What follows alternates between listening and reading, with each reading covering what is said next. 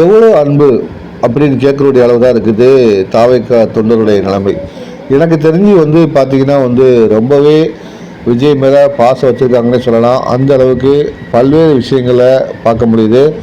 ஏன்னா கரூர் இழப்புக்கு பிறகு விஜய் மேலே ஒரு அதிருப்தி ஏற்படணும் பலரும் நினச்சாங்க. அந்த அதிருப்தி பல விஷயங்களில் மாற்றப்படும்னு எதிர்பார்க்கப்பட்டுச்சு.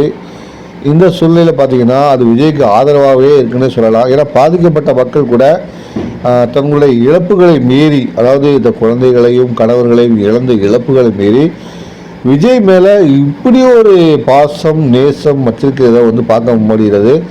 ஏன்னா ஒரு நிதி உதவி அளிக்கும் போது பார்த்திங்கன்னா விஜய் சார் நல்லா இருக்கணும், அவர் தான் நாங்கள் பிரார்த்தனை பண்ணிகிட்ருக்கோம் அப்படின்னு சொந்தங்களை இழந்த அந்த தம்பதிகள் சொல்லும்போது கேட்கும்போது நமக்கே நிகழ்ச்சியாக இருக்குது. எப்படி அது சாத்தியம்னு எனக்கு தெரியல சத்தியமாக. ஏன்னா நிறைய விஷயங்கள் பார்க்கும்போது அதுக்கு மேலே ஒரு அன்பு வைத்திருந்தால் மட்டும்தானே ஒரு விஷயங்களை சாத்தியமாக முடியும். நம்ம ஒரு மேலே அன்பு வச்சுருக்கோன்னா அந்த அன்பு எப்படி இருக்குன்னா, எவ்வளோ பெரிய விஷயங்கள் நமக்கு நடந்தாலும் அவங்க நல்லா இருக்காங்களா அப்படின்னு தான் நம்ம நிறைய விஷயங்களை யோசிப்போம்.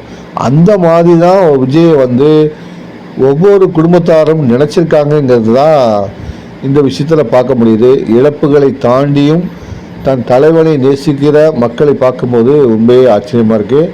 இப்படிப்பட்ட தொண்டர்களை கிடைத்த விஜய் உண்மையிலே ஒரு அதிர்ஷ்டசாலியாக தான் இருக்க வேண்டும்.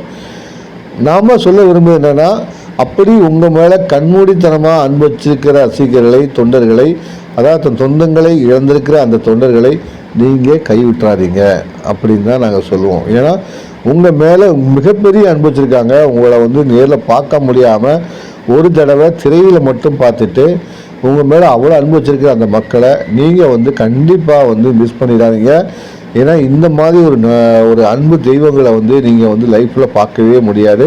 அப்படிப்பட்ட ஒரு லைஃப்பில் இருக்கிற இந்த அன்பு தெய்வங்களை கண்டிப்பாக நீங்கள் காப்பாற்றுங்க. ஏன்னா அவங்க சொந்த பந்தங்களை இழந்துட்டு உங்கள் வெற்றிக்காக பாடுபட்டுருக்காங்க. இப்போ கூட 2026 நீங்கள் வெற்றி பெறணும்னு அவங்க பிரார்த்தனை பண்ணிட்டு இருக்காங்க. அப்படியே ஒரு சொந்தங்களை பார்க்கும்போது எங்களை போன்றவர்களுக்கே நிகழ்ச்சியாக இருக்குது. இப்படி ஒரு மக்கள் இருப்பாங்களா, இப்படி தொண்டர்கள் தலைவர் மேலே பாசம் வச்சுருப்பாங்களான்னு நினைக்கும் போது எங்களுக்கே ஒரு ஊக்கமாக இருக்குது.